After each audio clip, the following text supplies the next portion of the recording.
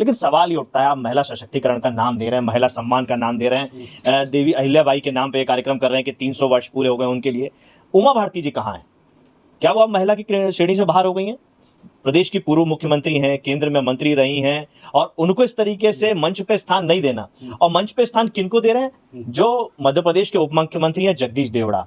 वो जगदीश देवड़ा जो सेना का अपमान करते हैं। तो भारतीय जनता पार्टी के प्रधानमंत्री हों या चाहे गृह मंत्री अमित शाह हो, लगातार महिला सशक्तिकरण की बात करते हैं, महिलाओं को बढ़ावा देने की बात करते हैं, बेटी बचाने की बात करते हैं। और मध्य प्रदेश में आज भी जो है वो महिला सशक्तिकरण के लिए कार्यक्रम कर रहे हैं प्रधानमंत्री मोदी, वहाँ कार्यक्रम करते हैं। और दूसरी तरफ उत्तर प्रदेश में मैनपुरी में एक भारतीय जनता पार्टी के नेता का कांड आ जाता है। 130 वीडियो, ऐसी वीडियो वायरल होती है जो शायद हम दिखा नहीं सकते। इससे पहले हाईवे पे वायरल हुई। तो हम बातचीत करेंगे, समाजवादी के प्रवक्ता हमारे साथ है यश भारती, इनसे बातचीत करेंगे। सर पहले तो स्वागत है आपका। बहुत बहुत धन्यवाद। महिला सशक्तिकरण की बात करती है भारतीय जनता पार्टी, आज भी कार्यक्रम मध्य प्रदेश में चल रहा है, क्या कहेंगे? देखिए, मध्य प्रदेश में जो महिला सशक्तिकरण का सम्मेलन ही महासम्मेलन का नाम दिया भारतीय जनता पार्टी की सरकार ने, और उसमें सरकारी मशीनरी का दुरुपयोग तो जैसे हर कार्यक्रम में होता है इस कार्यक्रम में भी है। लेकिन सवाल ये उठता है, आप महिला सशक्तिकरण का नाम दे रहे हैं, महिला सम्मान का नाम दे रहे हैं, देवी अहिल्याबाई के नाम पे कार्यक्रम कर रहे हैं कि 300 वर्ष पूरे हो गए उनके लिए। उमा भारती जी कहाँ हैं? क्या वो अब महिला की श्रेणी से बाहर हो गई हैं? प्रदेश की पूर्व मुख्यमंत्री हैं, केंद्र में मंत्री रही हैं, और उनको इस तरीके से मंच पे स्थान नहीं देना। और मंच पे स्थान किनको दे रहे हैं? जो मध्य प्रदेश के उप मुख्यमंत्री हैं जगदीश देवड़ा।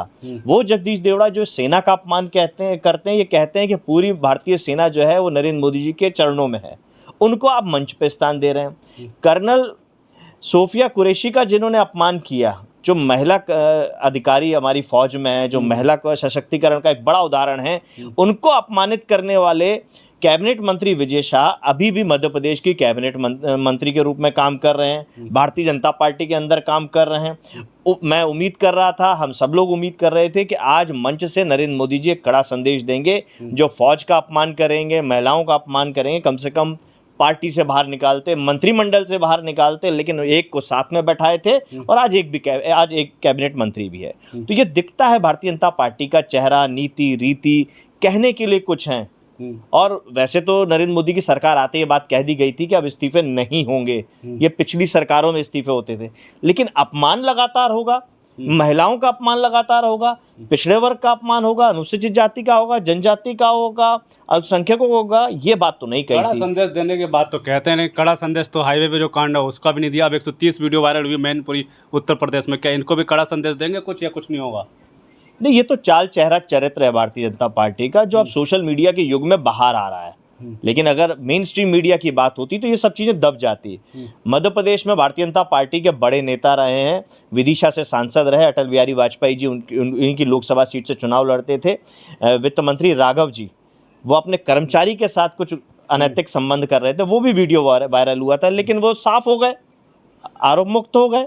इस तरीके के चरित्र भारतीय जनता पार्टी में लगातार चल रहे हैं। माननीय अखिलेश यादव जी ने ट्वीट करके बताया है कि भारतीय जनता पार्टी के लोगों के क्या चरित्र हैं। कार्रवाई करके बताया ना भारतीय जनता पार्टी, लेकिन बचाने का काम करती है, बचाव देती है।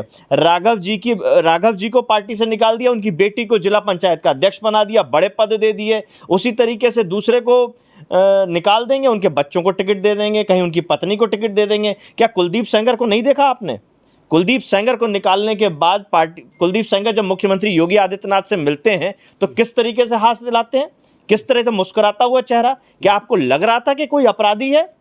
क्या मुख्यमंत्री से मिलने के बाद उनको कोई डांट लगी, कोई फटकार लगी? ऐसा लग रहा था जैसे संरक्षण दिया है, और संरक्षण था। जो हम फिल्मों में देखते थे कि गवाह को मार दिया जाएगा, वकील को मार दिया जाएगा, जो खिलाफ में आएगा उसको मार दिया, वो पूरी फिल्मी कहानी पटकथा कुलदीप सेंगर में देखने को मिली।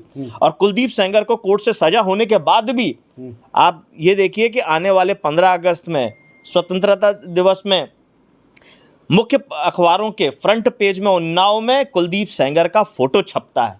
और क्यों छपता है? क्योंकि उनकी धर्मपत्नी जिला पंचायत अध्यक्ष उन्नाव थी, और वो विज्ञापन जो छापा गया था वो उन्नाव जिला पंचायत की तरफ से छापा था। क्या कार्रवाई करी भारतीय जनता पार्टी ने कि एक बलात्कारी जिसको सजा हो चुकी है, एक अपराधी जिसको सजा हो चुकी है, कैसे सरकारी विज्ञापन जारी हो गया? क्या कोई कार्रवाई करी?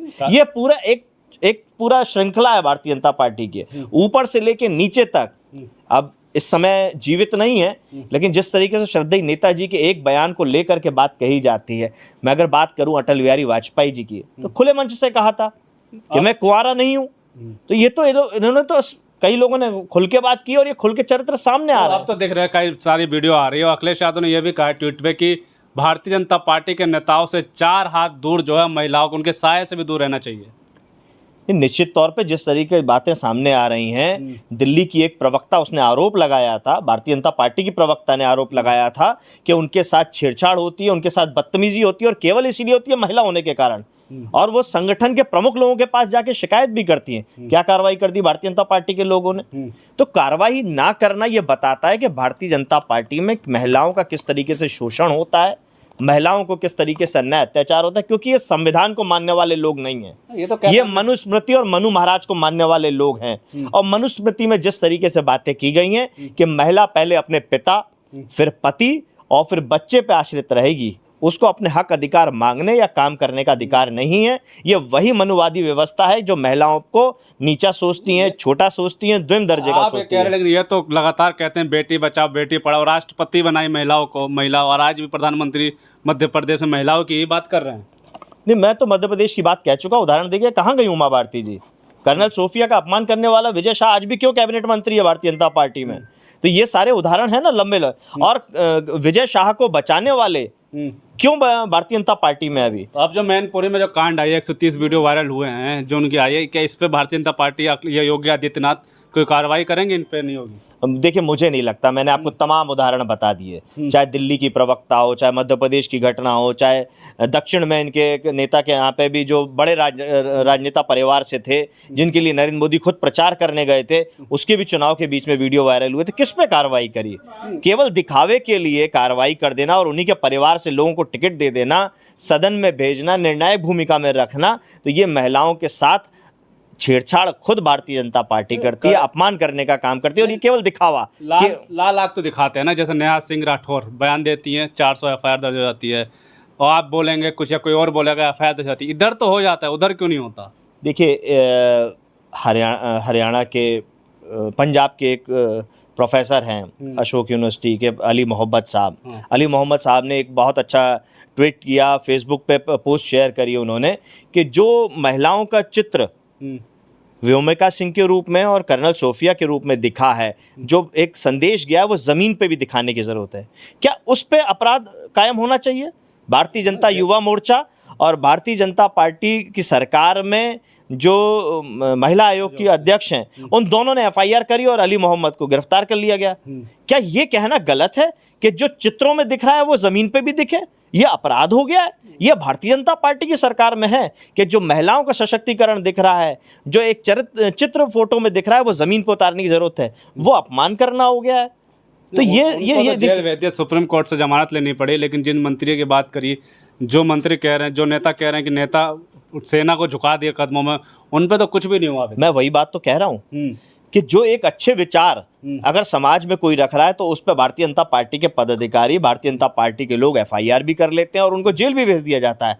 और जो खुलेआम अपमान कर रहे हैं, वो कैबिनेट मंत्री बन के रहेंगे, उप मुख्यमंत्री बन के रहेंगे, उनका बड़ा सम्मान होगा, उनको बड़ा अच्छा माना जाएगा, और मंच पे साथ में बैठाएंगे नरेंद्र मोदी जी, देश के प्रधानमंत्री जी। तो क्या संदेश देना चाहते हैं? स्पष्ट संदेश कि हम जिसे बचाना चाहेंगे बचाएंगे, हम जिसको मारना चाहेंगे हम उसे मारेंगे। और ये आज से नहीं, ये गुजरात से है। गुजरात में गृह मंत्री मारा गया, सत्ता में रहते हुए मारा गया। क्यों मारा, किसने मारा, आज तक नहीं पता। पुलवामा में हमारे फौजी मारे गए, किसने मारा, कैसे मारा, क्या मारा, नहीं पता। पहलगांव में हमारे लोग मारे गए, किसने मारा, कैसे मारा, नहीं पता। सब गायब हैं, सब हवा हवाई हैं। और ये जनता के साथ, महिलाओं के साथ, हर वर्ग के साथ खिलवाड़ चल रहा है। यही नरेंद्र मोदी जी थे जो बड़ी बड़ी बातें करते थे ओबीसी को लेकर के। और आज उत्तर प्रदेश में क्या हो रहा है?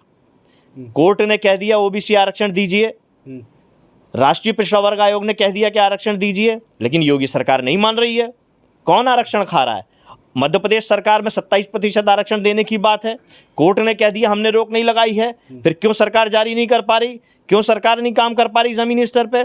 ये ओबीसी का, अल्पसंख्यकों का, अनुसूचित जाति जनजाति का, ये हर वर्ग का शोषण कर रहे हैं और केवल वोट के लिए, सत्ता में आने के लिए किसी भी लेवल पे जाके कारनामे कर सकते हैं। इनके कारनामों की लंबी श्रृंखला है। तारीफ नहीं देख रहे हैं, हर जगह ऑपरेशन सिंदूर की बात कर रहे हैं मोदी जी, उनका अपने रगों में भी उन्होंने गर्म सिंदूर ला दिया। देखिए, ये फौज का मामला है और भारतीय सेना ने कब पराक्रम नहीं दिखाया, कब शौर्य नहीं दिखाया? मोदी जी के काल में ज़्यादा मजबूत है, ये ज़्यादा प्रचार किया गया है। श्रद्धेय नेताजी के समय पे भी सर्जिकल स्ट्राइक हुई, ये फौजी भाई बताएंगे ना, फौजियों से मिलिए। फौजी आकर के प्रेस कॉन्फ्रेंस नहीं करता, फौजी आकर के नहीं बताएगा कि मैंने क्या किया। अगर फौजी आते हैं तो किस तरीके से अपमानित किया जाता है। कर्नल सोफिया को देखा नहीं आपने?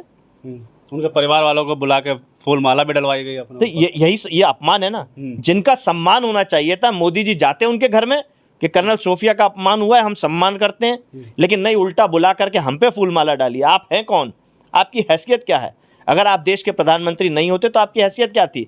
आप पे वही अमेरिका जिसको आज आप दोस्त बनाए, उसने अमेरिका में घुसने पे पाबंदी लगा के रखी थी आप पे। तमाम तरीके के बातें थी। दुनिया के सबसे घृणित व्यक्ति के रूप में आपका चेहरा था। जिस तरीके से आपने दंगे किए हैं, जिस तरीके से आपने गुजरात में अपने कारनामे किए हैं, दुनिया के सबसे घृणित व्यक्तियों में अगर गिनती होती थी तो नरेंद्र मोदी की होती थी। चलिए ठीक है, बहुत बहुत शुक्रिया आपका समय देने के लिए। बिल्कुल साफ तौर पर बातचीत करी, महिला कितनी सुरक्षित है भारतीय जनता पार्टी में। आपने हाल ही में कुछ वीडियो देखी, चाहे हाईवे पे हो, गोंडा के जिला अध्यक्ष की वीडियो हो, चाहे अभी सबसे बड़ी 130 वीडियो मैनपुरी में। इससे पहले एक और बड़े नेता थे मध्य प्रदेश के, उनकी भी कई सारी वीडियो वायरल हुई थी, वो भी वीडियो खुद बनाते थे, वो भी वायरल हो गई थी। और प्रधानमंत्री यानी भारतीय जनता पार्टी के बड़े नेता महिलाओं की सुरक्षा की बात करते हैं, महिला सशक्तिकरण की बात करते हैं, लेकिन धरातल पे कितना है महिला सशक्तिकरण की बात? अखिलेश यादव कह रहे हैं कि भारतीय जनता पार्टी से 4 कोस दूर महिलाओं को, उनके साये से भी दूर रहना चाहिए। क्या सच में भारतीय जनता पार्टी के नेताओं से दूर रहना चाहिए महिलाओं को या नहीं रहना चाहिए? आप हमें ज़रूर बताएं। तब तक के लिए धन्यवाद।